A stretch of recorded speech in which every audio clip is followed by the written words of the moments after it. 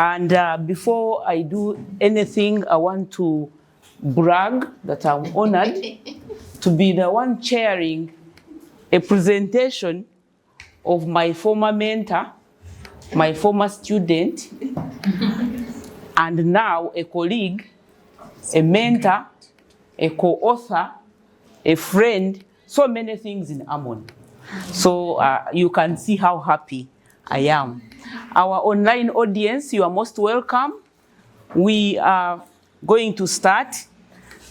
And as I said, Ammon, who is going to present to us, is one of my previous brilliant students, who is now my mentor, and God gave me a voice, so I can. So we are going to start, and as I was saying, introducing our speaker. I have here Dr. Ammon Mwine Ashaba, who is a Ugandan gender activist and a senior lecturer at the Institute of Gender and Development Studies, Makerere University. Ammon is also an activist, but also a gender auditor by UNDP. Dr. Ammon Mwine holds a PhD in sociology from Stellenbosch University, South Africa, and his research focuses on critical studies of men and masculinities, ethnographic and narrative forms of qualitative research, and gender and politics, feminist pedagogies. Some of his notable works are so many, but I can pick maybe two: Unraveling Backlash in Journey of Legislating Sexual Offenses in Uganda, 2023, Negotiating Patriarchy, Exploring the Ambiguities of the Narratives on Male Champions of Gender Equality in Uganda, in 2019, Promoters of Gender Equality, a Study of the Social Construction of Specific Male Parliamentarians as Male Champions in Uganda, 2018. Ammon, as I said, is also a certified gender auditor by the United Nations and has worked with various organizations locally and internationally. Let me brag again. I am co-authoring with him and our book chapter titled Decolonizing Pedagogical Practices, Integrating Feminist Perspectives in Gender and Development Studies. Education is coming out soon. Ammon is a great Christian and feminist father, husband, and a leader in the Church of Uganda. Today, he is sharing with us his publication on archival absences, interrogating representation of African men in colonial and missionary archives in Uganda, where he is going to share with us stories of colonialism's spread impact on the lives of the people in colonized African communities, including on the norms, values, behavioral patterns, and expectations about being a man. Without preempting his presentation, I would like to invite him to take position and deliver his presentation. But before that, I would like to introduce the discussant, Professor Pamela Kanakwa. You can, she can wave and you see her. I also would like to welcome the first year students, 2025, who have represented others. Can you stand up for recognition? Very brilliant students who want to learn how to present from their lecturer. You are welcome. I also welcome those online who are with us, but not physically. Over to you, Ammon. Thank you. Thank you so much, Peace Msimente, for that introduction. Growing out of a research project within the College of Humanities and Social Sciences, which closed a month ago. But we are looking at archiving methods, memory, from Global South. And that's when I encountered this interesting journey of looking at archive as a way of understanding the past and the present. I really want to start from an interesting story I like telling stories, and I found this story very interesting in terms of the subject that I'm addressing. And it's a story shared by Ali Mazrui in one of his publications on coloniality and the African continent. He tells us that a story is told about the late Tom Mboya. Way back in colonial days, a European woman came into the office where Tom Mboya was working, looked around and then said, more to herself than to anyone else, "Is there anybody here?" For the woman seemed to assume that he did not constitute someone there. She wanted to talk to someone, but this African boy was not quite what she had in mind. This is just a small quote that comes from Ali Mazrui's work of 1969. And I want to say that this paper deliberately takes off from Ali Mazrui's reflection on Tom Mboya's racial encounter. And I want to look at this both as an archival material, as well as a text that gives us a window into epistemic moments that influence the shaping of the archive on the African continent. As an archive, the statement explicitly makes what you might call a racist or dehumanizing claim when a white woman finds it inconceivable to recognize an adult male black civil servant as someone at that time. And to her, someone possibly could have implied a European or at least an individual considered socially and racially equal. That an African, even when educated and employed, did not count as fully human, socially viable, and therefore someone, points to some sort of an inconceivable presence. Mazrui's reflection to reference to Tom Mboya's as an African boy is not an isolated incident. It could have probably drawn from a popular Eurocentric discourse at that time. We meet several examples from studies on the African continent in which adult male individuals were referred to as boys. This is equally cited in the work of Robert Moreau in 1998 as he writes about the history of masculinities in colonial South Africa. Moreau argued that the idea of referring to adult men as boys was intentional in the sense of white refusal of African adulthood. And he in fact argues that the use of that diminutive suggested how the relationship between the white colonizer and the black colonized involved some sense of emasculation. And so it was not a mistake to see that statement cropping up into what Ali Mazrui is writing about. So it is the denial of existence of the colonized and its attendant implications around denied African history and agency, denial of humanness, and framing of Africans as outside of progress, of reason and modernity that is the central focus of this paper on archiving masculinities. I thus conceptualize the archive in a Foucauldian sense, in terms of not simply as a building that houses memories, but rather as rules of practice that give shape to what can or cannot be said. I look at colonialism as an epistemic moment that had widespread impact on the lives of people, on the colonized, in the colonized communities, particularly on the norms and the values and the behavior patterns and expectations about being a man.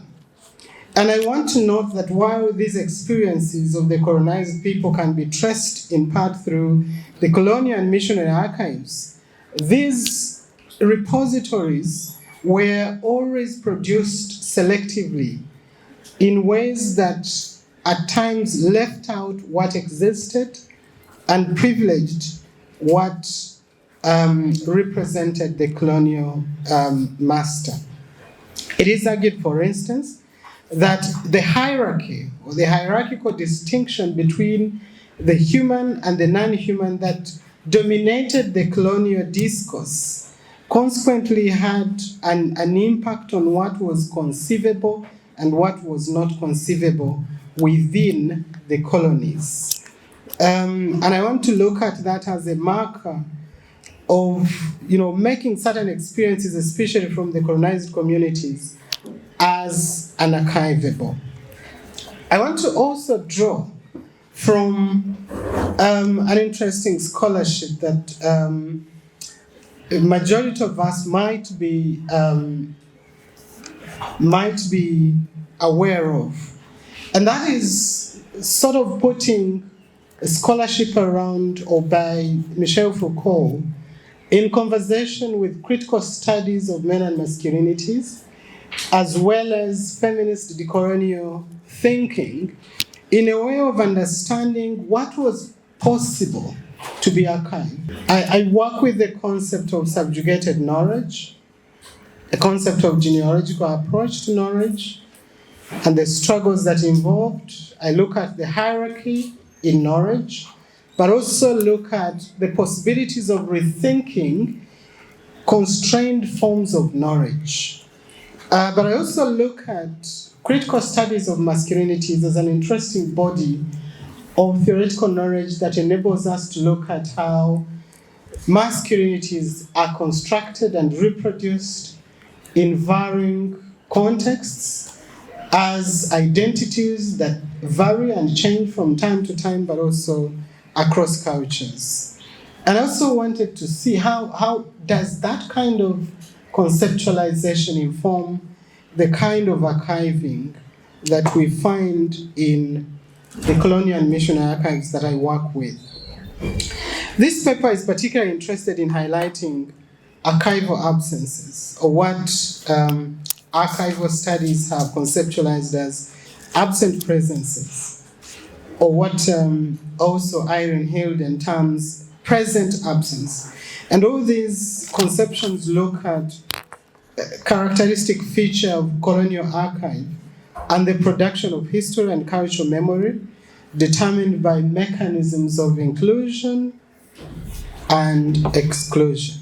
So by asking how African men's identities were constructed in the colonial and missionary archives in Uganda, this paper conceives archives as products of selective processes characterized by exercise of specific forms of power and authority, exemplified through the choices on what is archivable and what is not.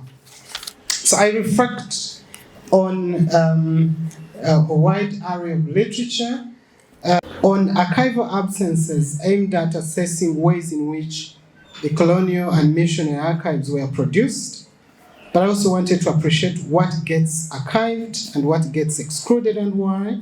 I wanted to look at the sets of choices that archivists had to make and the epistemic moments that informed this process of archiving.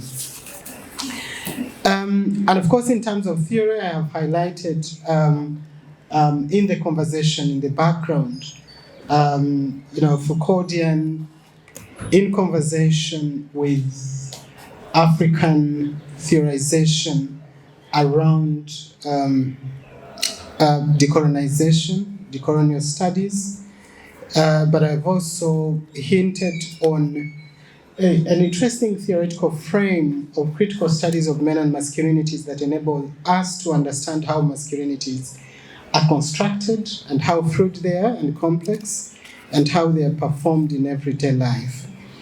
I want to quickly share the findings.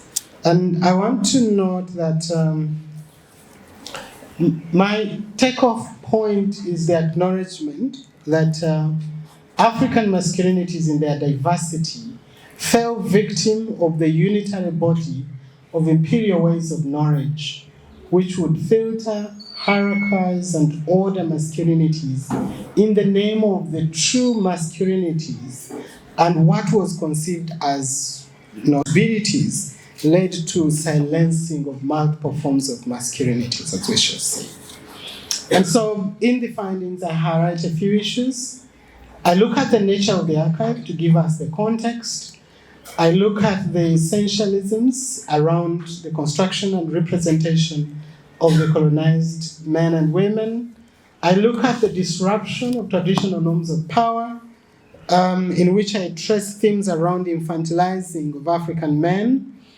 I look at archiving African sexualities and also what I have termed as wild African masculinities.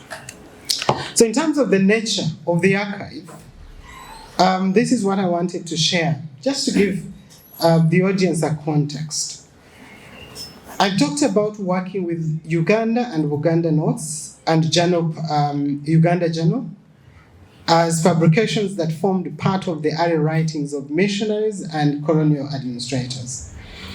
And these included personal experiences of being in Uganda. And they were writing about what they liked. They were writing about indigenous cultures and customs. They were writing about what they were amused about. They were writing about their work, the workstations, the people there, the food, diseases, about social services they were extending to people and the context under which they worked. And I do note that while these monthly reports covered stories on Uganda and its newfound vacation of Christianity, they also covered stories from other British colonies in Africa in very interesting ways. So you meet stories that are writing about communities in Nigeria, in Kenya, in other British colonies in ways that portray the African communities or African peoples as a universal group of people. And of course, a lot of comparisons go on. So articles were written in form of short stories, updates, correspondence, often targeting a white audience in the British East Africa or back in the UK, updating them on the progress of evangelism, education, civilizing, and the enlightening, and the work of enlightening the so-called native, heathen, backward, savage communities. So Africans were often archived as heathen, native, bad-mannered, extremely bad-mannered, blind to civilization, in need of redemption, evil spirit-filled, strongly attached and influenced by the heathen custom, or as new converts into the body of Christ. So Europeans were, on the other hand, written about in very polarizing ways compared to the other, as God-sent servants of the Most High, gentle, civilized, educated, and mission-led to lead heathens out of darkness. Uganda Notes and Uganda Journal were edited by white elites, usually reverends, foresters, archaeologists, medical staff, and other prominent members of the Church Missionary Society. So the nature of the archive, in a way, highlights the kind of epistemic moments that sort of informed what was archivable, what was archived, and what was and how it was archived, and what was ultimately excluded or silenced. It is also interesting to note that the language through which the African experience was archived gives insights into the grand discourse that animated the archiving process, that of civilizing the uncivilized. When we come to disruptions, just to give you a feel of the archive, there you go. I'm going to read you one sentence in that print screen. This is one of the notes that are written by J.J. Willis, Venerable Archdeacon, and he's writing about the mind of an African. And he's describing a group of people that were named Kavilondo, and this is the group that appears in between Kenya and Uganda, Eastern Uganda and Western Kenya, which was entitled Another Photograph of Mumia by Egling in 1948. They set out, like Egling set out, like the previous writers, to answer the question, how old is the Mumia chief? The relentless search for his age may not be of great interest to this paper, really, but rather the manner in which the traditionally respected and powerful chief is described and represented in infantilizing and dismissive ways by the colonial administrators. Egling reports how Mumia chief was described before by Joseph Thompson, the first European to visit Sundu in 1883, as mild prison community. The colonial officials, though quite equally, seemed extremely interested in the sexual relations of the chief, constituting it as strange, out of the ordinary, and projected it as something that the empire should be concerned about. So while the Mumia chief is presented as strange and worth talking about by the whites on different expeditions, these stories were not necessarily strange to the African context, because marriage, and especially of the polygamous nature and procreation, were cultural passages to ideal forms of manhood. So getting married to two or more than two wives was not only a custom found all over pre-colonial African communities, but it was not something to find strange. Mbiti, in his classification along binaries of human versus animal, spiritual versus carnal, high versus low, white versus black, Musilia equally highlights how colonial experience was grounded in sexualized discourse through the grammar of rape, penetration, and feminization of new frontiers, but also characterized by myth about Black African sexuality as aberrant, uncontrolled, contaminating, yet intriguing. And very similar discomforting constructions around sexuality, but most importantly masculine sexualities, are recorded by Latin American feminist philosopher Maria Lugones, who cites dehumanizing colonial accounts in which indigenous people of the Americas and the enslaved Africans were equated to animals and as controllably sexual and wild. And so these are constructions that appear in the archive, but the manner in which they appear is really marginalizing. I want to look at what was also characterized as wild African masculinities, highlighting a few studies from Uganda, and some might cross to other East African countries.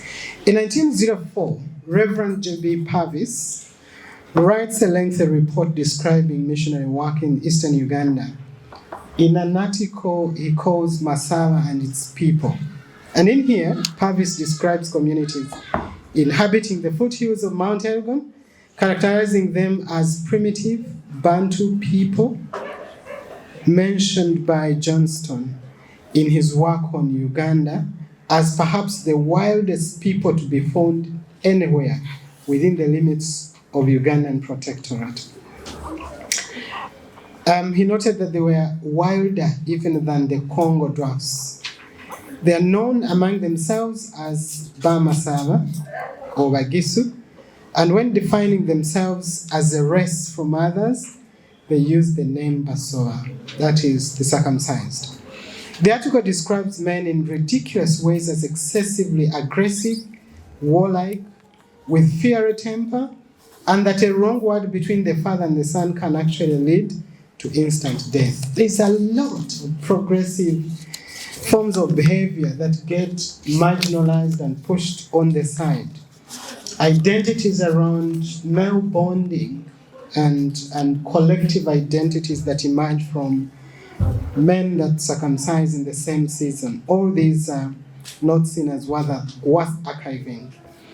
Purvis notes that drinking alcohol is apparently responsible for this anger, and that men and their practice of circumcision, especially the lengthy celebrations, the merrymaking, the drinking, and strong belief in the courage of the mountain, is presented as detestable and unnecessary ways of becoming a man. And he goes ahead to write about this, how he struggled to convince the Bama Sava to give up their traditions in exchange of religion and education. And so you get to see the struggles around the effort to displace African ways of being with the imperial ways of being. So I did a form of disruption and an erasure of an African identity. I argue that Colonial and Missionary dismiss of African traditions and ways of constructing ideal forms of masculinities is actually prominently documented in this region. In his work Upon This Mountain, Timothy Wangusa alerts us to tensions between indigenous communities and the missionaries over male circumcision, as the Bamas are accused of excessive pride in the spirit of the mountain, the spirit of circumcision, warriorism, hunting and providing for their household, and calls to replace these forms of manhood with what was called modern imperial masculinities. Missionaries, of course, undermined male circumcision and labeled it local people's excessive pride in their manhood, and others, in other cases, they called it phallic arrogance, and so to replace these with new ways of being a man. So baptism into Christianity was seen as an alternative to these detestable forms of manhood, where after being baptized, one would be declared as a new man in Christ. So I want to argue that the refusal to know diverse African cultures and practices and consistent efforts to replace these knowledges with ways of the empire submerged alternative forms of male behavior and practices around collegiality, collaborative living, and interdependence between men and women. And so I want to argue that this is not necessarily work around masculinity, but this is a frame that can enable us to interrogate knowledge and what counted as knowledge at that time. So as I conclude, I want to reflect and argue that collections of past memories and archives reveal not just the richness and the excellence of their holdings, but also the lapses, the gaps, exclusions, and oversights with those holdings. I also want to add that archives reveal the biases, they reveal the stereotypes, they reveal the social cultural context that inform choices of what is archived and represented and what gets silenced. Archives reveal relations between what is present and what is absent, what is visible and invisible, what is available and inaccessible, and what could be preserved and that could be, lost. And for the case of masculinity, the absences and disruptions and erasures represent the products of the unequal power relations that underpinned colonialism. I also want to note that archives reveal colonial rejection, dismissal, and efforts to replace not just African masculinities, but African communities and their ways of knowledge and living, their histories, their cultures, and all that they held dear before the empire's ambitious colonial agenda. I also want to argue that Appeals such as Africa had no history, or descriptions of African people as products of centuries of neglect, or calls such as let us all be men by embracing education, or even dismissal of indigenous men and women's sense of collegiality and interdependence as sheer bad manners, and dismissal of African religions, etc. All these point to colonial refusal to know and alternative forms of knowledge among the colonized communities, and also to know these communities from their point of our methodological and theoretical approaches to retrieve these silenced knowledges. As an academia, it is something that I leave to the audience. Thank you so much. Wow. Thank you very much, Emon. You have saved us 30 seconds. I don't know where to begin. Before I call the discussant, I was listening and I learning and unlearning. There is a lot that Emon has. There is a lot that he has taught us in this presentation. Sorry for our audience online. Amon did not have many slides. He was getting everything from his head. So forgive us for not having slides because some people were complaining that the slides are not changing. Otherwise, I've learned a lot, and I think I'll just highlight a few before I call the discussant. That invisibilizing those who are below us, who are not us.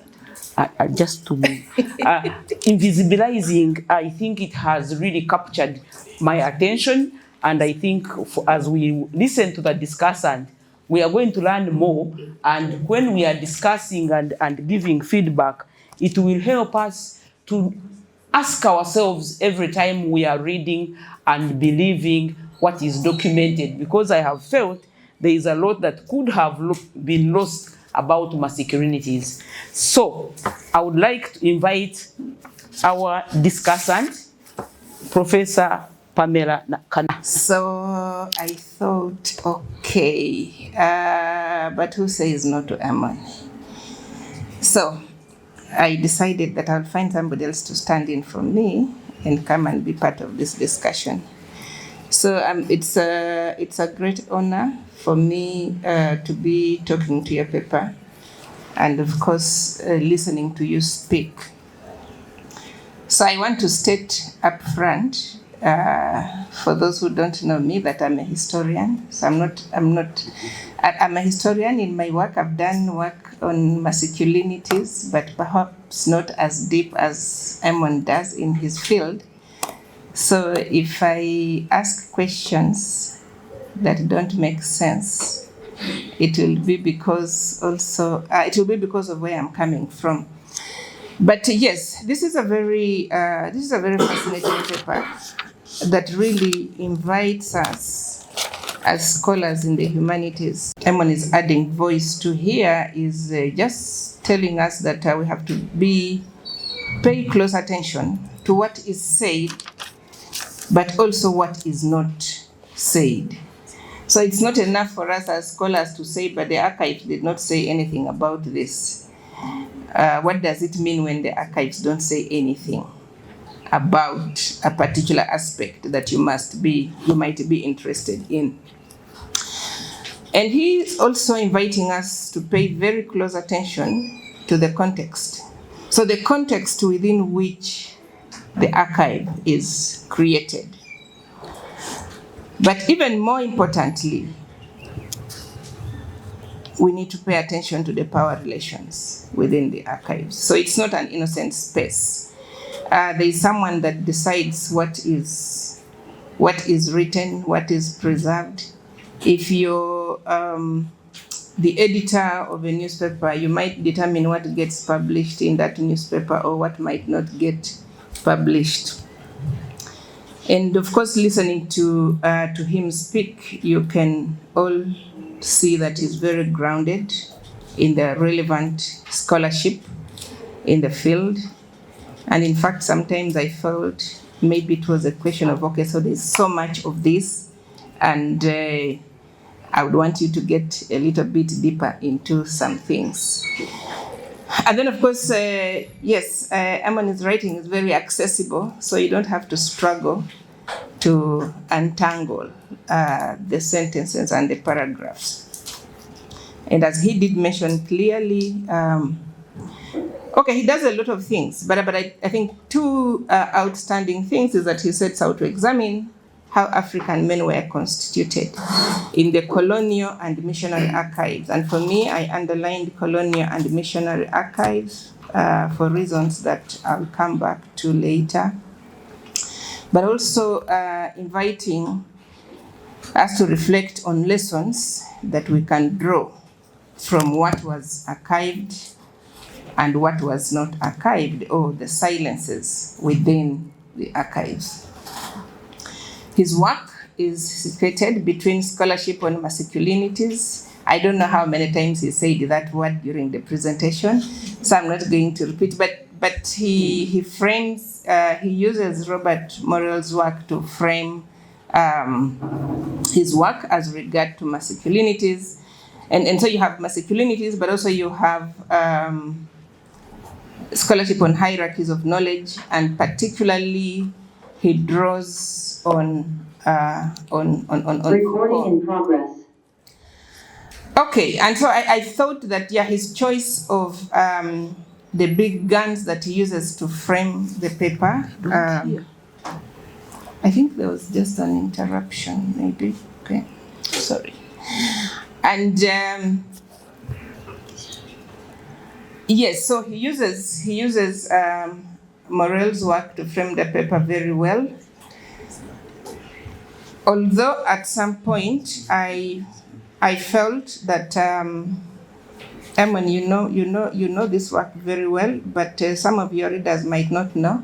So I wanted you to just go a little bit deeper to show us, or to help the reader appreciate Morrell's take on the idea that colonialism emasculated African men. So you don't really push it much, and I think it's because you know it, but some of your readers might not know. So I have some specific questions. I have comments in no particular order, but I'll just refer to them as I run through the paper.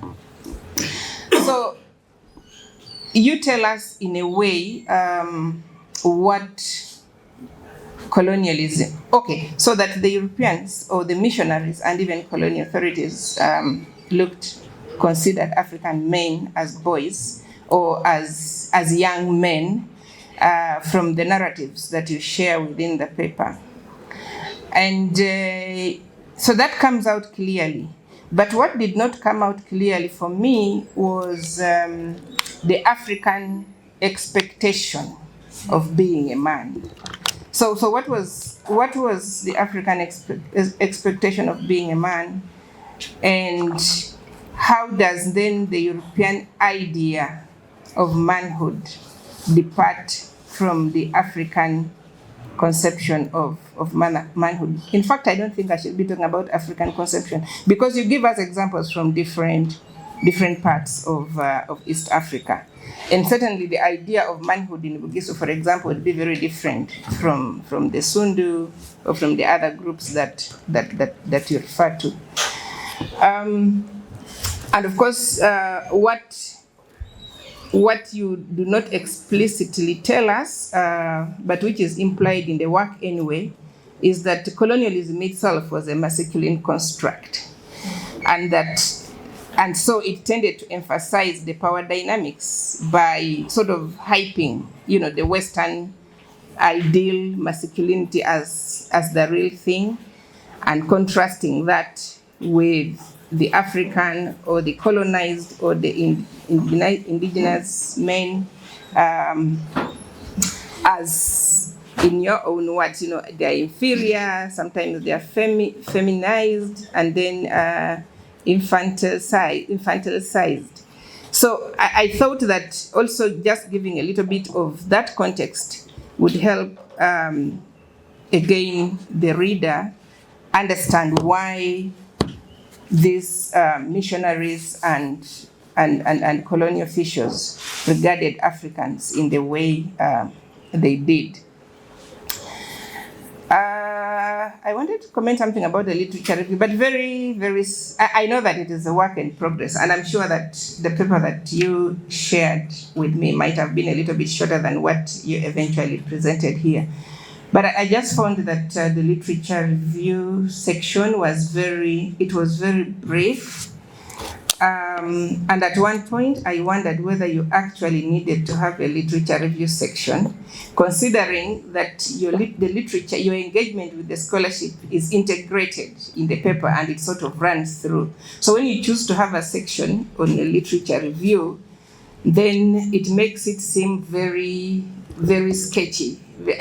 So I thought if you chose to just have the literature integrated within the paper, maybe it's better to maintain it there than to have a section that zeroes on the literature review. But of course, that depends on what you want to do with this paper and where you want to take it, because I think some journals or book chapters will require that you highlight that this is the literature review, these are the findings and all that, and you have to conform to that. Okay, so going to some of the specifics. You refer to Roland Oliver, and I think this is what you say, that Roland Oliver, a colonial official in Uganda, held great suspicion about oral traditional accounts documented by historians Katete and Kamugungu. Is that the name? That is? Yes. And that Roland Oliver went ahead to try to verify this, that he first had to check what had been written by these maybe Ugandan or African historians before he could believe them. And yes, so again, the idea of, the hierarchies of knowledge, that it is Roland Oliver supposedly who knows what should be right. And if something has been done by the local people, it's not persuasive enough, Roland Oliver has to verify. So here, I think, at the risk of defending Roland Oliver, I want to say that first, Roland Oliver was not a colonial official.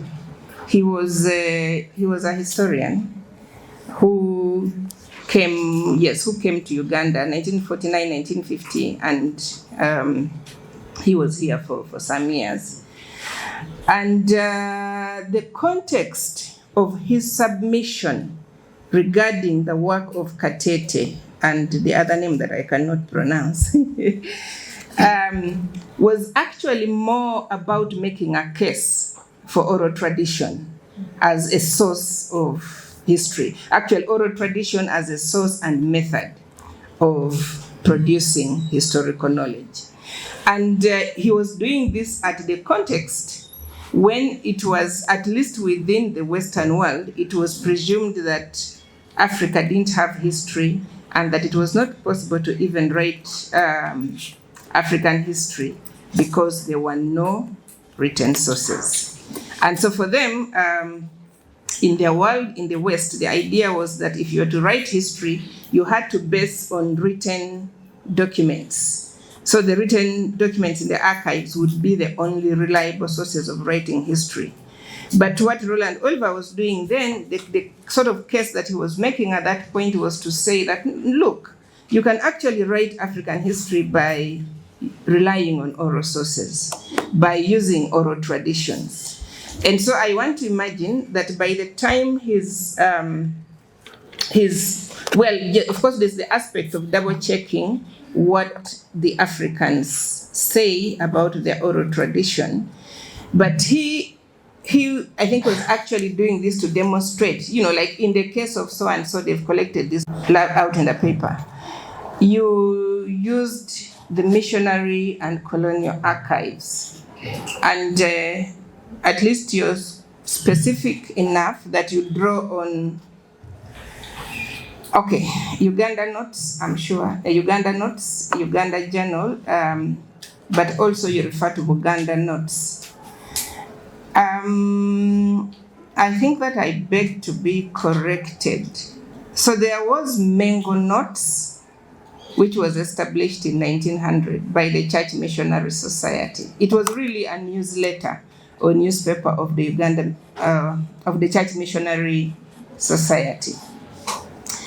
And later on, this Mengo Notes transitioned the name to Uganda Notes. And it was very specific. It was for the Church Missionary Society and not all missionary groups.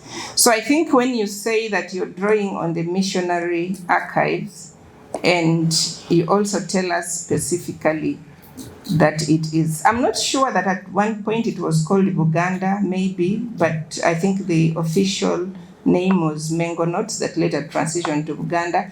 So I think maybe just being more specific that these sources that you draw on actually for the Mengo and Uganda Notes, that these are newsletters of the Church Missionary Society, so that people don't take it that this was the position of all missionaries, but that they are reading the archive of the Church Missionary Society. I also thought that you needed to tell your readers a little bit about the Uganda Journal. So in the methodology section, you don't explain what this journal was. It is history, the kind of papers that it was publishing and all that. But you get to that a little bit on page 5. So I thought you could put that in your methodology. The idea being that the reader should be persuaded to appreciate why, for this kind of work, you choose to take readings from the Uganda Journal and not any other space. So I thought saying a little bit more about the journal would also help. And of course, putting these sources together kind of shows us the sorts of things that missionaries and colonial officials were preoccupied with at that time. I think the theoretical approach is very clear. I don't have a question there. And then when we get to the findings, I thought that, so you make a lot of reference to pre-colonial Uganda, this and that, and what being a man meant. I thought that you could also try to be more specific here. Pre-colonial itself is an elephant in the house. But that is not my biggest concern. My biggest concern is that when you say pre-colonial Uganda and pre-colonial Africa, and then that moves you towards generalizing, which maybe you really don't want to do. So if you say something like in pre-colonial Uganda, getting married to 2 or more wives was, you actually said getting married to 2 or more wives was a custom found all over pre-colonial Africa.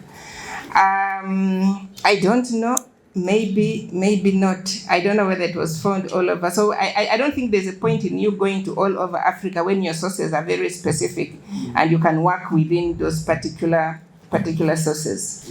And I thought that the description of the Kavirondo by Willis gives you so much information, and from your presentation I can tell that you've continued to think about that and deepen the analysis. So there's so much there that you can actually unpack. And then on the story of Mumia, I was just curious because it's about Mumia, it's about the Sundu, but somehow in the writing, a particular missionary thinks that the Maasai were more masculine than Sundu, and I was just curious again, why? What is it that makes them think that the Maasai are more masculine? And I'm thinking about this in line with, for example, what Purvis says about the Bamasava, but also other, anthropologists or ethnographers on on Uganda. The tendency to say book is called Through Uganda to Mount Elgon. So I haven't read the article, I've read the book. And I know that in the book he says that when in sort of defining themselves as a race apart, the Bagishi or the Bamasava, in defining themselves as a race apart, he says they use the word Basani. And Basan is the one that means the circumcised men. It's not Basova, because Basova is a clan. So you might just want to double check whether at that point, because there's a mix, there's a mix sometimes when he's using words that are a bit mixed up. You might just want to double check that, whether he really says Basani or Basova. And I was again just curious on what you would say about his representation of these people as being aggressive, being warrior-like, within the colonial context. And so for me, who has done a little bit of the research in that place, and how these people resisted colonial rule, the kind of efforts, to the extent that even those who accepted to go to church, they would go to church, yes, but they would carry their spears and their arrows, and they would leave them outside the church. Then after prayer, they take them back. So I think maybe getting a little bit of that, even if it's not so much, just to help us appreciate, think about why he represents them that way. And then, so you bring in Timothy Wangusa's work, which is very interesting. But here is my concern. So where do you place Wangusa's work? Are you using it as part of your archive? And if it is part of your archive, at the onset you've told us you're using Colonial and Missionary archive, and specifically you're using the Mengo Notes, Uganda Notes, and Uganda Journal. And so here, in as much as I found Wangusa's work interesting, and I have read it, I entirely agree with you, I just wasn't sure where you're now locating him within the archives in your methodology. And also, if I remember correctly, I think Wangusa was taking on very much, taking on Western formal schooling and what it comes with, and how that then complicates the notions of manhood and masculinities within this area. So that is something maybe that you might want to reflect on a little bit. And then I had a small ethical concern. So we, as African academics, we complain a lot about the ways in which the Europeans depicted Africans. And so I was just wondering what it means for us when we reproduce these pictures of naked African women. Okay, we didn't take the pictures; the Europeans took them, yes. But what do we do with this picture? And so, thank you for these great insights that you share from the paper. And I think it helped when you introduced yourself in terms of who you are and how you come to this discussion as a historian. Perhaps I should have also done the same, that I come into this paper, this discussion, as a scholar from critical studies of masculinities, as somebody who has been groomed from gender studies to feminism, to appreciate the concept and to grow from that line of thought.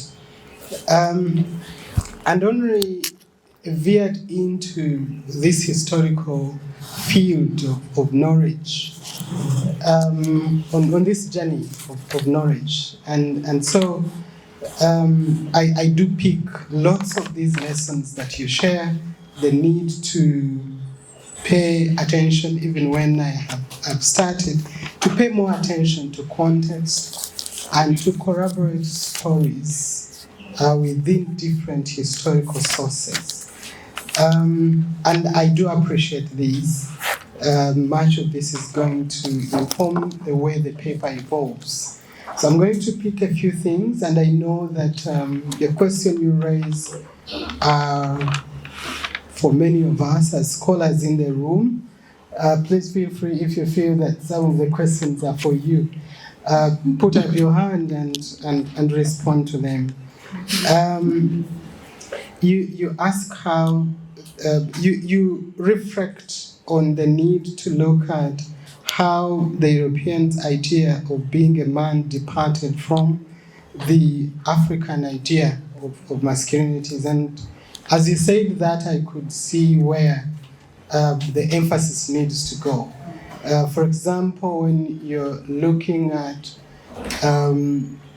historical accounts that come from Uganda, or come from Ankole, or come from eastern Uganda amongst the Bamasaba, you're able to look at what the cultural expectation, the African expectation was, and how then that gets disrupted, how it gets submerged by another, preferred suggestion of a true form of masculinity. And I think, yes, I think I need to return to this. If you look at circumcision and how it is seen as a rite of passage to manhood amongst the Bamasaba, and what goes along that, and what is culturally valued amongst them, and how that differs from what the missionaries suggest, from clinical and all that. I get to see what you have suggested and where to put it. So this is really, really highly appreciated. The other thing I wanted to reflect on was on Roland Oliver, and really appreciating how helpful you have been in terms of bringing this broader context. Because then my reading of Roland Oliver is in that short report that appears within the Uganda notes, as he is verifying. So it only appears at the level of verification, and the idea of him being a historian and being on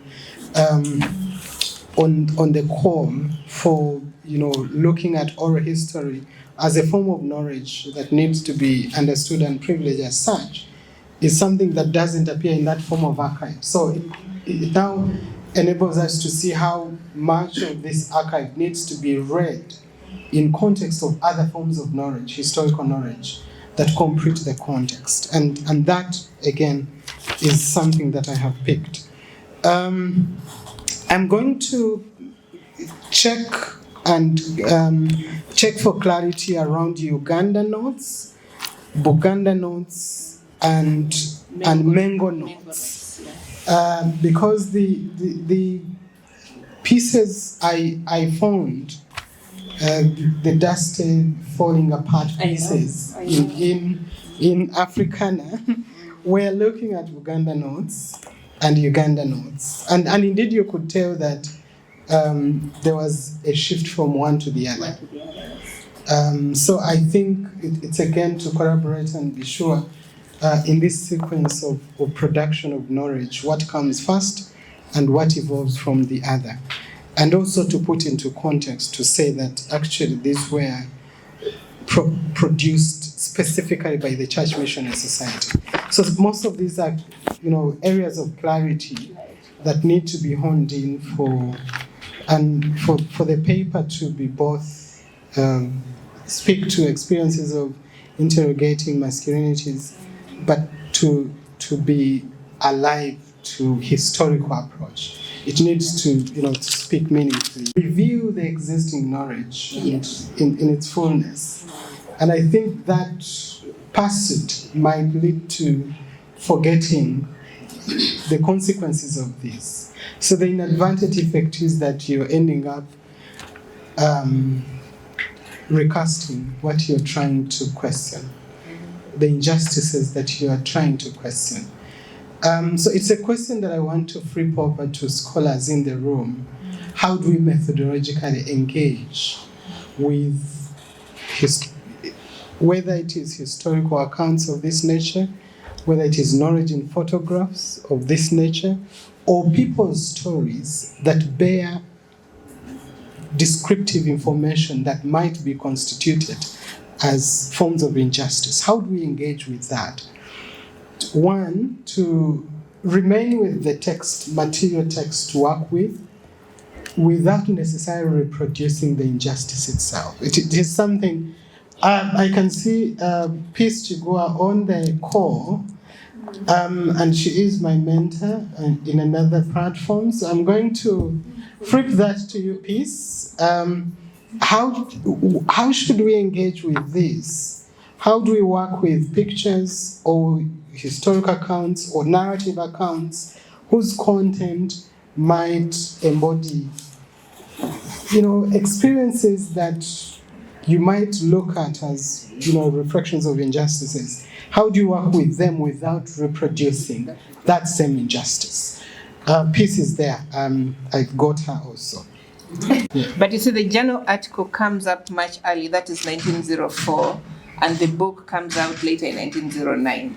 So maybe by the time he's publishing the book, he has written the orthography of Luma Sava, and or he's also interested himself more into the language, and perhaps he's able to use the right terms. So I think the thing here is to also push you to actually read the book. Yes. Because I am looking at that. Reading the book, but also how do you then use this, the use of, terms that actually do not speak to the reality as a way of analyzing misrepresentation. You get it? So I'm looking at reading the book and picking this second version, but also using the other version as ways of, misrepresentation, as misreading of certain cultural contexts. Right. Yes. Thank you so much. I take the rest as comments and genuinely comments that are going to be used to improve this paper. Thank you so much. Our discussant and presenter, before I request you to give your feedback and questions, I want to highlight 3 things or 4 that I have learned. Where we are referring adult males as boys, this maybe spoke to me about the Wagishu. I think the men who are not circumcised, they are also labeled. So we also need to look at our practices, but also in some African countries, when you are not married as a young man, you are still a boy. I have this story of one of the tribes in Western Uganda where someone entered the bus and it was full and said, "Oh, how am I going? There are no people in the bus." And it was a full bus. So some of these things we do them maybe. The presence of absence. There are many times when you go to a function and they recognize people and you thought you were really doing something big and nobody recognizes that you are there. They forget that you're actually present. So these things that are historical maybe speak something to us. How many of us have visited the archives and these spaces where my colleague here finds historical facts and stories? I think we need to do something to understand where we are coming from if we want to know where we are going. But also the nakedness. I looked at the nakedness when she was talking about nakedness. When you go to Karamoja, you find men and women who are naked. And that is normal. When you come here in Kampala and you see girls who are putting on minis, you say they are naked. And then, especially women. So it's like nakedness is context specific. And so I'm learning this also, where nakedness is actually context specific. So if I go to the village with this dress, they can say I'm naked. And when I'm here, I'm dressed. So I also learned that, and I think as you raise your comments, pick something that this paper has given us. So I'll first begin with people here in the house to question, and please make sure you ask a question or you make it short. Don't make a presentation so that we can. The presence of the representation of women in the anti-colonial revolutions, specifically Nyangire revolutions. I've been able, I was writing an abstract on the role of women and role and impact of women in the anti-colonial revolutions, specifically in Nyangire rebellion in Bunyoro, 1907, and I was able to visit the Africana section of our library and the Uganda library, the Uganda Heritage and Tourism Board. I was a bit shocked as a feminist or as a researcher that I found little knowledge that were there. Basically, in the main library, there are some old newspapers. Mono, every from Uganda, 1907. I think every from Uganda, 1907 to 1955. Then Mono and other archives there. But my issue is, it is the interrogating archives is an important issue in research, because there is a lot that is existing and there is a lot that is missing that we can interrogate and ask ourselves why. So thank you so much, Dr. Amon. Maybe we could even go deeper to which African men, because if you look at the colonialist and the missionaries at that time, most of the people that they were writing about were the African men, mainly from the centralized communities. So those that were from the centralized communities were often not spoken about. So when we are talking about the description of who an African man, which African man are we representing? I don't know whether in your paper you do question that, the presence and silences that may be in regards to that, so that it's not a general conception of who an African is. When you mentioned about boys, I started thinking like, oh damn, why do we up to date call Shamba boys, men Shamba boys, and then women house girls? And then a small question, when you said that men, African men as victims of unified ways of knowing, is it European ways of knowing combined together with African ways of knowing, or just ways of knowing from a Eurocentric perspective? Then also from your introduction, I was thinking whether bringing in racial theory would have given us something more, especially when Europeans came here and then they were demonizing practices that they themselves were doing. The discussion. Me, I want to speak to the archive as a method from Dr. Mwine's presentation. And I have a comment, sort of a question. I'm asking, given that the Colonial Archives, or the Colonial Archive, is structured specifically to invisibilize African men, then doesn't dealing with the same archive entirely to inscribe the same silences? In other words, to what extent does the critical reading fix an already broken archive? That's my question. When I was listening to you at the beginning, you talked of the theory that is informing your work, and those are Foucauldian ideas, Michel Foucault. The only thing I didn't hear you talk about is how do those Foucauldian ideas filter or bear on the interpretation of the findings that you are telling us. That's what I thought was lacking in the discussion. Thank you. Thank you, Dr. Emon, for your good presentation, and Dr. Pamela for the discussion. My name is Rehava Wycliffe. My question goes to Dr. Amon. Like, as you have illustrated in your study or in your paper, how does your work challenge the dominant theories of masculinity that are largely based on our Western frameworks? And this is another question, that if we are to rewrite the archives of today, what would be the most important narrative? That African masculinity that must no longer be excluded. Thank you. Dr. Mwina, thank you for this wonderful presentation. I enjoyed as you took us through how African men were seen, missing, or unseen in the archives that you interrogated. My question is around that. In your presentation, there is one you hinted on, an African man trying to describe the chief. And what came to me then was a question on whether your sources allowed you to deeply capture moments when we see Africans speaking back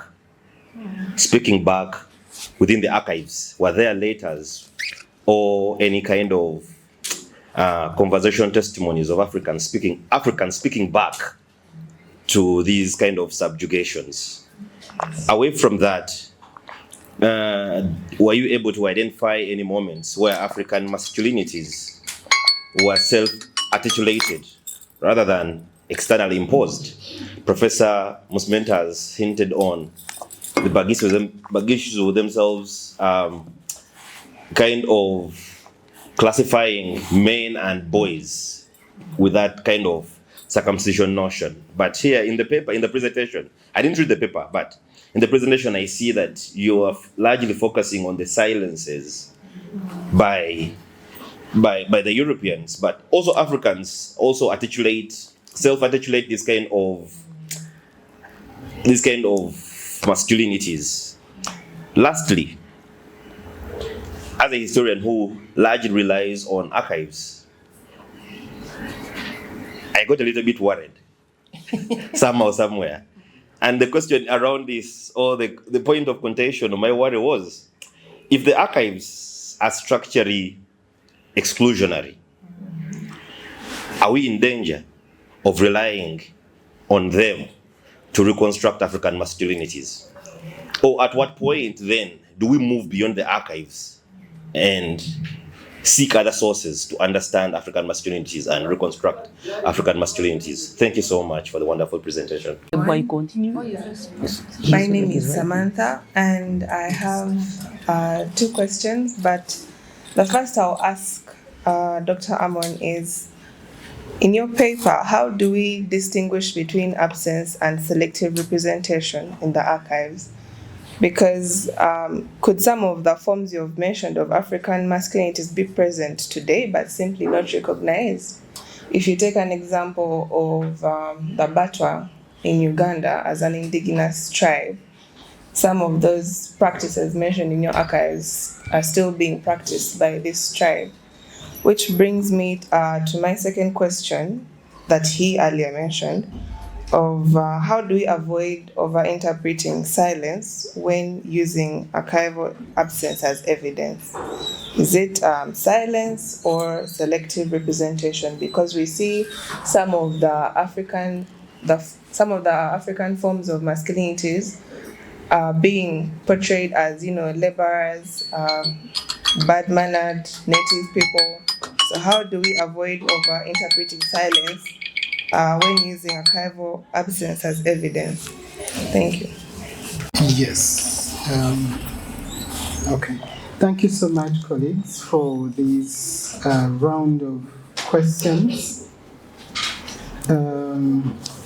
Yes, Brenda, I think Megan, yours was not a question. Brenda is asking whether we are looking at specifically raising the question on which African men are we talking about. I think the use of the category African men is in quotes, in the sense that I do acknowledge the diversity of experiences that I'm engaging with. So I'm not looking at, even when I look at Uganda as a case, I'm not looking at Ugandan men as men. I'm looking at different cultural contexts within which these men are constituted and represented.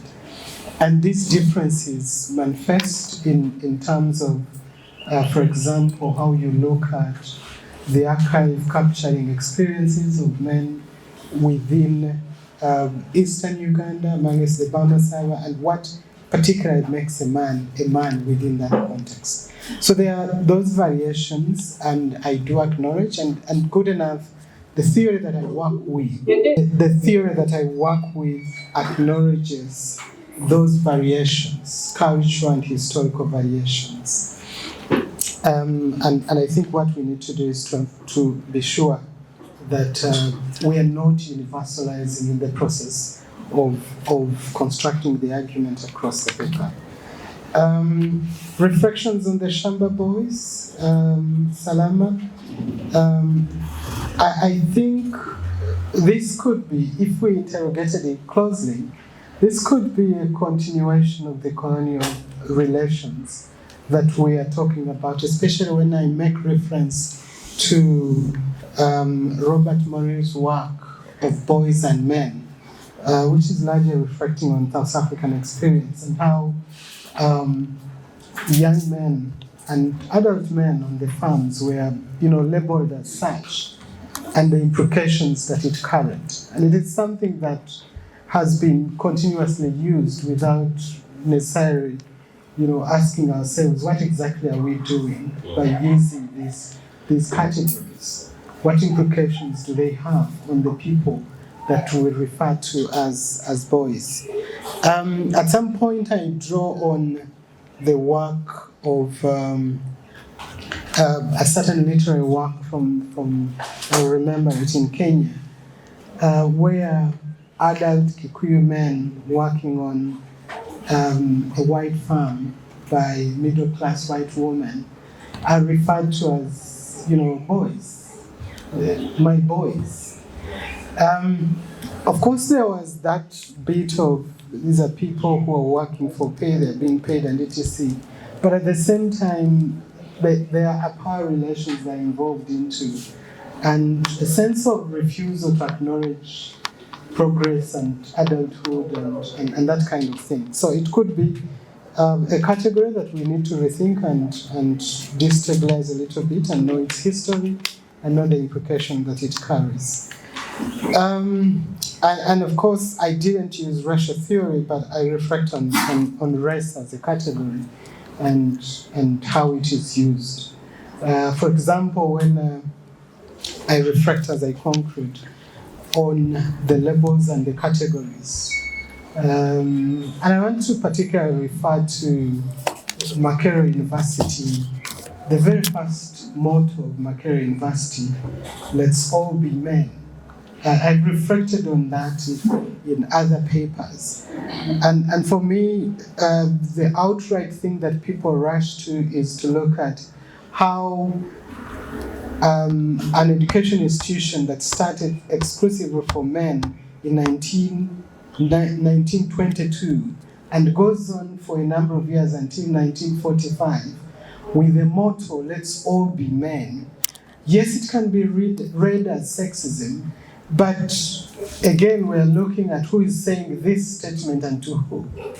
And as much as we are reading sexism, there's also racial connotations that are involved into this. The idea that for you to be a man, you've got to embrace education, missionary education, and attain a certain level of civilization to be able to be seen as a man. So manhood education was seen as a rite of passage to certain forms of manhood. And so you can see race going into, but it is not in terms, I didn't use it as a theory per se as you're suggesting, but it is something that I could look at, especially combining it with the other theories that I'm already working with.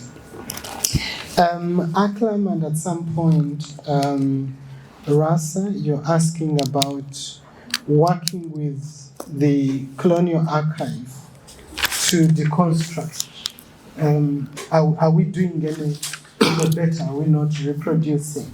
Actually, this paper is part of the broader project which I talked about.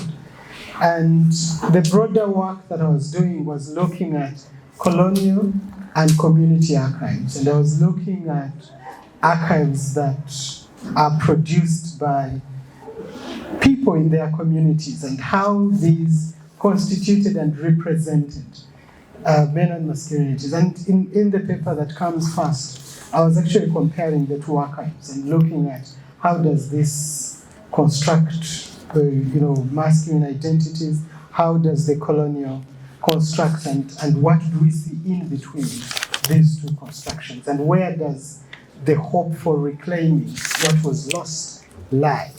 And so, the idea of using an archive that is already problematic to solve the problem is was sort of taken care of as I reflected from the two archives. And I want to believe that it is something I need to highlight much more particularly, to flag that while you use an archive of this nature, there's a possibility of reproducing, and so to make reference to the community archive and how it could be a turning point to reclaiming these marginalized forms of knowledge. Yeah, for now.